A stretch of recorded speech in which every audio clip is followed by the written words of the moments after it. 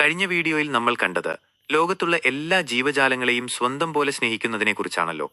അതിനെയാണ് ഭക്തി ദർശനം എന്ന് പറയുന്നത്.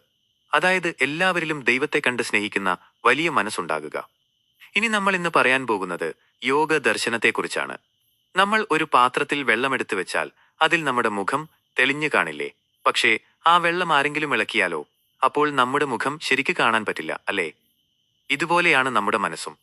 നമ്മുടെ മനസ്സ് എപ്പോഴും ഓടിക്കൊണ്ടിരിക്കുകയാണ്. കളിക്കണം, മിഠായി വേണം, അങ്ങനെ പല പല ചിന്തകൾ വന്ന് മനസ്സിനെ ഇളക്കിക്കൊണ്ടിരിക്കും.